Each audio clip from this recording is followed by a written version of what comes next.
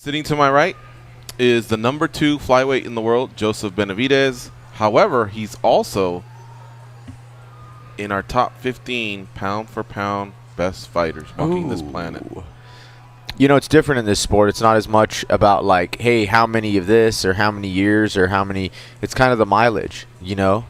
And, like, you know, I feel like mileage-wise I'm pretty good, you know? Haven't, you know, had a ton of, you know, injuries or anything crazy like that. Haven't been in, like, crazy wars and stuff like that. You know, obviously some great competitive fights, but, you know, just training smarter now and everything. So, you know, even though I know it helps you, like, I didn't wrestle all through, like, college and all that and, like, terrorize my body those years, although I drank heavily throughout those years and did nothing, which might be the same. But, you know, like, the mileage of the sport, I feel, How much really did you drink a day when you were drinking? Oh, my God. Like, no telling. Was just, it like just one of all those, day. like, I go through a case of beer, I go through a bottle of whiskey? Like, what was your poison, first of all? Everything. And, like, I would basically black out every day. Damn. Like, every day. So, I mean, that takes a good amount. That takes, like, 20 plus, you know, drinks. All then mixing that with drugs at night, of course. Well, during the day, everything. It was weird. Like, that time in my life was so weird because it was, like, I seriously blacked out every day. I didn't know any other way, you know. I didn't know any other way. I'd wake up, start drinking, and it would just be a daily thing until never in that period of time do I remember, like, guys, I'm going to go to bed. Like, that kind of thing. It was just always, like, I would just somehow fall asleep, and somehow then I'd wake up not knowing, you know. Or were some bizarre places you woke up? Oh, no, I mean, sometimes it'd be in my bed or just on the couch or on the floor or like whatever. A park bench, but it was never like, well, I think I'm going to call it a night. It was like the alcohol told me when I was passing out. You know what I mean? But you never woke up on the steps of City Hall or a park bench? Like, you just went for a walk and passed out then? Oh, yeah, I mean, there's always that. I mean, I've woken up in places, outside, houses, and places I don't, you know or remember. Wow. But, you know, typically, like, every time, like, you know, blacked out. So, therefore, when you're doing that, you're putting other people in danger and yourself in danger all the time. Were you able to go back and maybe repair some of those relationships that you feel like maybe, you know, like old friends? Because if I had a friend like that, as much as I love the guy, I think at some point I'd go, all right, maybe you're doing too much damage on my side here. Did you ever have any, like, regrets or any friends like that you had to go back and repair those friendships? Because you're a completely different guy now. Yeah. You know what? Not as much. Like, my friends were on the same page as me that whole time. And I think that's kind of what it was. And also for me, I was just a reckless, like, drunk. I wasn't necessarily trying to hurt anyone, although I could have a million times, and that's why I kind of, like, you know, thought I could have stopped because it was just getting too close to that point of hurting me, myself, or someone else. But I was just a reckless guy, like, kind of crazy, not like, oh, I'm gonna, like, hurt this person right now or be angry or mean. So it was more just, honestly, when I stopped trying to get back to the point of like being myself but still keeping those friends because they're on a different page than me. You know, like, if you guys go out ever and you're not drinking, like, you don't relate to a bunch of people that are drinking at the club or vice versa. You know, so it was more that as, like, man, are these guys just my friends because we would just party and do drugs and, you know, have fun all night? You can have fun with anyone doing that. Or are these my friends? So it was cool just kind of attaching that again, and then, like, now just growing as adults and now, you know, talking and seeing, like, oh, well, yeah, they were always my friends. We just happened to be at a different time, you know, at that point. So, you know, it wasn't as much as repairing as much as it was, like, nurturing our friendship without the, you know, without all the other stuff, you know. So, because, you know, that alcohol and drugs, it can make you think or whatever, you know. A girl's hot, a guy's cool, like, whatever, you know, you can, you know, it totally sways the mind. So I saw that you were in New York. You went to a Spurs game. I did. You actually met up with some of these guys on the court. You talked to them. Dude, yeah. First time doing that? First time. Manu Ginobili, Tony Parker? Dude, yeah. Like, I had the biggest face boner ever the whole time. I was just like, and they were the nicest. Everything you'd expect from the Spurs franchise, just, like, great, good guys. Like, you know, they don't go out. They probably, like, went to a play that they're just awesome guys. They were so nice, so personable, and then obviously like talented. Crazy story that you led into that. So that's the crazy thing. So as the night I stopped drinking, I remember I went to jail. All this stuff happened. Okay, like a lot of stuff happened. I was wearing, so like at one point I was a lowlife that like idolized Manu Ginobili. Like I was getting arrested, I remember, and I was wearing a Manu Ginobili shirt that I made as a screen printer 12 years ago. You know, I made the shirt and I was like, I need to make this because the Spurs are in the finals. You know, they're going to the finals. I made a Obi-Wan Ginobili shirt that I still wear, and I remember getting arrested in that. Like that guy I just idolized as some drunk lowlife, like cheering for the Spurs, and then like 12 years later, like not that we're the same or whatever, but like we're sitting there both as like peers in sport, I guess, like on the court, and he's happy to meet me, I think, or so he seemed. And like I was obviously happy to meet him, and like I didn't even think of that till after. I was like, man, like the night I really like everything kind of changed for me. I was wearing like a Manu Ginobili shirt, so I was just some guy that I idolized them, and now we're kind of like, hey, what's up, So Did you share that story with him? Or I did not. I did not. It was. I didn't think about it till after, like I said, and then my wife actually, reminded me that, and she's just like, I'm so proud of you. That's so crazy. She reminded me. And then I was like, oh, that is crazy. But then, like, I met Tony Parker. He's awesome. Patty Mills, who's another of my favorite players on the team. And, like, low-key, like, one of the coolest guys in the league. Like, wears good clothes, has a cool, like, wife and dog. Like, I was following him on Instagram. And he was just the nicest guy ever. And Spurs lost to the Knicks, but just the experience was, like, it was crazy. Game. I was just sitting there watching them warm up. Like, the ball was, like the guy was shooting, like, right there. And it was the coolest thing. Like I saw you thank the Knicks, but who set it up? Well, because the Knicks, one of the Knicks guys from Madison Square Garden that my wife knew from doing the show there. She met a lot of the security guys and stuff, and she actually got tickets for me to the game, and they gave us those tickets. But then our security guard from the UFC. Ken, he's new. He just joined the organization, and he is everything. The guy's awesome, like exactly what we needed. Like such a good addition to the security team. He's a legend. Handles business. He actually used to work kind of freelance for the Spurs, so he knew their security guy. So the security guy's like, hey, like we'll get him some shirts. I'll walk him on the floor.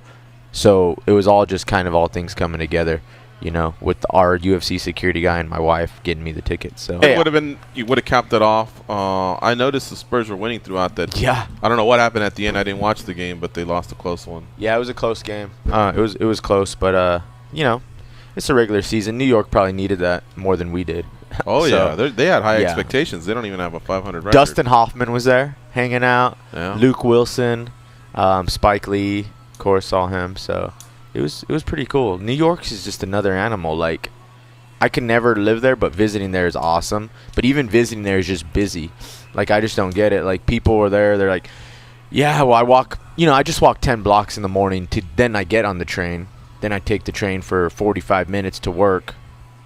Sharing a ride with people. Right? Yeah. Like, doing stuff like that. And I'm just like, and they're like, that's it, though. Just like 10 blocks. I'm on the train for maybe 30 minutes. Like, sharing a seat there, crowded, like on another. I'm just like, they think that's easy when I'm just like, take that and then like, all right, I walk down my stairs, get in my car, and then drive in like no traffic. And you don't shovel snow. Somewhere, yeah, like stuff like that. Like everything is just so hard and like inconvenient there, I feel. Just living there, even if you live in the best spot, So it's kind of weird, like even just staying there and living there and seeing how everyone lives. But, I mean, it's an amazing place. Like I could spend a long time there. Like my wife, used to live there, so she was showing me the ropes, and she used to do the same thing. So it was pretty cool going back and flashing back. How was that subway ride? I hear there's crazy people that spit on your shoes and shit. Oh, we got lucky. I guess there's pretty crazy people in the subway. The only thing I really got to see was some guys come in and start singing gospel music on the Sunday for the Lord, and I was like, oh, I'm going to take a picture of these guys. Megan's like, no, they'll make you give them money. I'm like, they're gospel singers. They're not asking for money. This is the word of the Lord. Like, they can't just ask you for money, too. And And then, sure enough, I was about to take my picture, and the guy like put out his bag, and I was like, oh, it's just like stretched, because I was like, I didn't even have any cash anyway. I just wanted to take a picture to get the real New York, vibe, because it was cool. These guys just go on the subway and start singing gospel music to everybody. And it's really like everywhere you go there, you just feel like you're in a movie. Coming to America, like the Taxi Driver, kind of like everything. There's so much culture there. It's crazy. Yeah, it's really cool. It's really cool. Hey, so when you run into old friends from junior high or high school and you kind of revert back to the way you were then, cracking the same jokes and all that. Right. When Megan goes back to New York, does she just kind of go back into New York persona? That's funny. Not really, but when she's on the East Coast, I don't know if like she hears some people and then it just kind of, she just has a few words that like, like coffee, like I don't even know how to say that, but like coffee, water, and like some things like the little accent will like come out real quick. And she walks like a New Yorker everywhere actually. She's like the fast walker and I'm the slow walker, like in my sandals, just like dragging my feet. So she reverts to that like busy, but she's always like that, like kind of like straightforward, all business. She loved being on the show as well. When you guys had her, like she was just, she loved it. She's like, oh, tell them hi, I had the best time on there. So yeah, she had fun. Tell her we said hello as well. In fact, 2 weeks ago, somebody tweeted her and attached us. Yeah. And asked her, to co-host again, and she seemed very open to it. It's just that at that particular time that I read it, I think that was maybe when she was not ready to leave for a trip, Houston, or one of those was happening, and I just kind of put it on my notes. Yeah. To do it. I figure you guys living in Vegas, if we can bug you guys twice a year, I think that's pretty good. I don't know if 3's like, bitch, as 2's much as good. Dude, I love it out here. So I don't know. I love coming down. I try and just like wait a little bit of time, catch you like in between a camp. Yeah. And then obviously Megan's busy too. But dude, let me clean up a couple things here. Let's do it. That night of the Ginobili shirt, oh my God, you got arrested, and then like, what was it about that particular blackout, or was it the arrest that finally you said? Because it sounds like that was, I don't know if it was rock bottom or if that was turning the page, or what happened that particular day. Shoot, you know what? I love you guys. I'm just gonna go. Like I don't feel like I've really, I guess I haven't really told people like in live stuff like why and all that. Like people know maybe I'm sober, maybe I was a wreck, but like that particular night I actually crashed my car. Oh shit. Yeah, and I was 100% blacked out, like 4 times over the limit of alcohol, like 3.6 blood alcohol content, where like people die, like they're like, oh, people die from way less blood, like from alcohol poisoning with way less than that. Your tolerance is crazy. So I crashed my car, and the funny thing is I actually had a chance to like leave and just like flee the scene. Like some buddies were there, like they like followed me, like, oh, we have a small town, so they pulled over on the side of the road. They're like, let's go, like get with us, they'll never know anything. And I don't know, something in me, I wasn't like, oh, I want to get caught or I want to do this, but I was just like, oh, I don't think I could do that. And I was like still trying to like move my car or whatever. Not trying to be a punk here, but it was your car, right? Yeah, it was my car. It was my car. I'm asking only because if you leave the car, it'll revert back to you. Mm-hmm. Whereas if maybe it was a stolen car, then yeah, I guess you could technically pull that. What your friends were saying. But I could say my car was stolen, is what everyone, Yeah, true. Yeah, okay. I could be like, I don't know. I've been here. Yeah. I was drunk. I couldn't drive. Whatever. So they're trying to get you to. But anyway, basically, I crashed my car, and like, I wake up, go to court in the morning. They sentenced me to like 30 days in jail, 40 days, and I did 30 days in jail.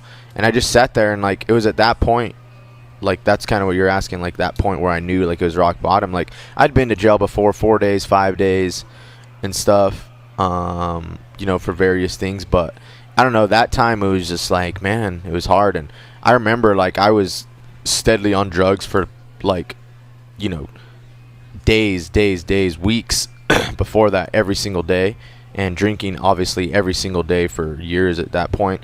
And I even remember like I've seen in movies and stuff, is going through withdrawals, like, because I couldn't drink, after like the first few days. And I remember feeling that and everything in there. And I don't know, it just helped me. It was just, obviously when I got out, everybody was like, hell yeah, you haven't drank in 30 days, like, let's go to the store. And it was that point where I had to figure out, because obviously when I was in there, couldn't drink, wasn't going to, didn't really think about it. Thought about a lot of stuff. Read books, which was weird. Well, nothing to do. But I remember got out, and it was at that point where I kind of got out. Now I was free. And it was more like, my friend telling me, hey, well, dude, let's get a 40. Like, you haven't drinking the whole time. And it was at that point where I had to, like, kind of be strong. And I just knew. Like, I saw, I kind of went back out and saw, like, I don't want to go I can't jump right back into this. Like, I always knew, I don't know. Like, I wanted something better in my life. And it just wasn't that. Like, I didn't know it was going to be fighting. Obviously, I didn't train or anything at that point. I wasn't like, I know it's going to be fighting. I know it's going to be this. I know I'm going to be on, MMAjunkie Radio in Mandalay Bay. Like, it was nothing like that. I was like, I just want something, like, better than what this I'm is crazy doing what right I'm now. listening to right now. So who was the most supportive person for you at that time? Yeah. The most supportive person for me, honestly, would have been, his name's Daniel Moffat. And he is, he's like one of my best friends. So that was well, actually, there's two guys, because my friend that got me out was like, let's drink. And I'm like, no. And a lot of my friends didn't understand. They were just like, dude, well, you can still drink. We'll just stay here. You can't drive anyway. And I'm just like, yeah, but I don't think it's the right thing for me right now. I just kept doing that daily, and I'd have to ride my bike to work, and then I started like picking up jiu-jitsu and boxing. So I'd ride my bike basically for a year all over my whole town. But Moffat, like, I love that guy. And the funny thing is, he lives in Sacramento. So this is a whole another crazy story. So like, when I got out of jail, I lived in a house, with the lease and everything, with all my friends, where it was just like the party house. Like, all we do is drink and do drugs there and get crazy and rage. And Moffat was moving to Sacramento, and he's just like, hey man, I couldn't stay with, I didn't go and move in with my mom at that point, because we've always lived in like a 1-bedroom house. And at that point, my little brother lived there, and he had some kind of major issues at that point too. Like, he ended up going to prison and stuff. I've talked to you guys about that. But he had some issues at that point too, and like, as did I. So I wasn't going to go, like, although I wanted to be with my mom, she's always going to support me. But it was like, there's also someone else in there that like I couldn't really, do this with and recover and support with, because, he had his own problems going on as well. So my buddy Moffat actually talked to his mom and was like, hey, can Joe just stay here, like, in my room? I'm leaving anyway. So I ended up living with his like mom for a while, just to like have somewhere to live that was like a safe haven, where like I knew I wouldn't like, be doing drugs in the bathroom or going in the kitchen and getting beer and stuff. So yeah, I stayed there for a while until I really kind of just got everything together and was able to get my own place and eventually train, move out. But yeah, they were super supportive. Then I had another friend, Mike Lotta, who now lives in Denver, where I also live. So it's crazy, like, my two friends both moved out that were supportive of me. So this guy was just as much of a mess as me. I remember getting out of jail, and I get in my room, and like, my buddy's like, oh, you shouldn't go in your room. And I was like, why? He's like, well, Mike's kind of been staying in there, and it's kind of a mess. And like, by a mess, I meant like, there's throw up all over the bed. There's just like beer cans and like crap all over. I'm just like, a mess. Like, I can't even like be in here. Like, there's throw up everywhere. And the guy was crazy too. And at that point, I remember getting like starting to be sober, and he was kind of like, hey, I kind of want to do the same thing. I need to.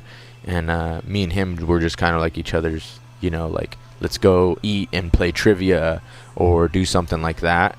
And the great thing about this guy now, he is an emergency medicine doctor now, and his wife's a doctor, and he is just like living the dream. He was able, like, before his residency that he just started, to quit his job for like 3 months and just travel the world, because he had money saved up. And then now he has to start like his like, partner or whatever. He's an emergency medicine doctor, and like, neither of us drink, and we hang out in Denver now. Do you remember? So that's kind of when, crazy. About like the year this happened? Yeah, this was 2005. Were you in San Antonio at that time? No, I was in New Mexico. New Mexico. Mhm. Oh, okay. Yeah, I only lived in San Antonio till I was 5. We went to San Antonio in 2004. We went to a Spurs-Lakers game Yeah. there, so I'm just trying to put pieces Yeah. together. No, yeah, But this I was was in New Mexico in Yeah. 2005, and here we are in 2017. He's on that list Mhm. of the top fighters that walk this planet at any weight.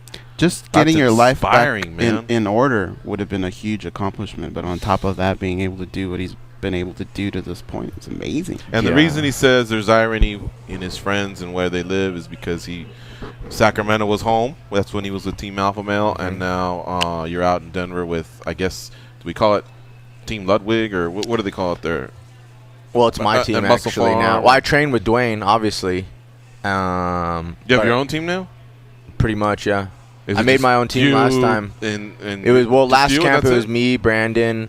Had that Shorty Torres from Legacy out there, Tim Elliott, Eric Shelton, all those guys. Because when I went down there, I obviously wanted to train with Dwayne, and TJ's always there because TJ's on Muscle Farm, Team Elevation, and trains with Dwayne as well.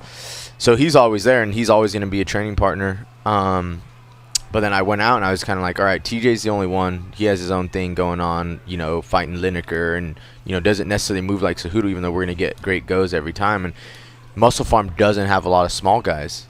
Like, their smallest guys are like 45, and it's just not similar to what I needed. So I was like, this has been my idea for a while, is just bring in guys that I need to do. Let them live in my house, train for free, basically. in Vegas or in Colorado? In Colorado. I have a place down there as well. So, let them stay in my house, let them train, helps them, they're helping me. And yeah, so that was kind of my thing. And I just, it was something I always imagined. Like, I have like 4 people. I'm only going to spar with 4 people anyway. It's not like I'm sparring with the 40 guys on the mat. So I even like have them all around, got my own private kind of sessions. Obviously, Dwayne is kind of like my head coach, reporting back and forth to Robert Fallis down here. And he's awesome. So yeah, I named my team /gang /kind of group /kind of idea lifestyle. We call ourselves Strange Little Men. Okay. Yeah. Remember, we were talking about that last time. Yep. Yeah. So that's kind of my thing.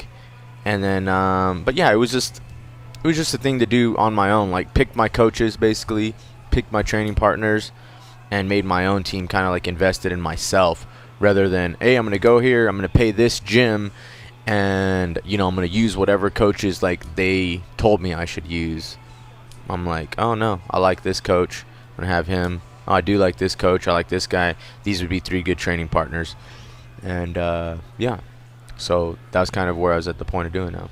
This is Joseph Benavidez, UFC Flyweight. We're going to take a break here. You're listening to MMA Junkie Radio on SiriusXM Rush 93. 5 minutes. We'll be right back in your life.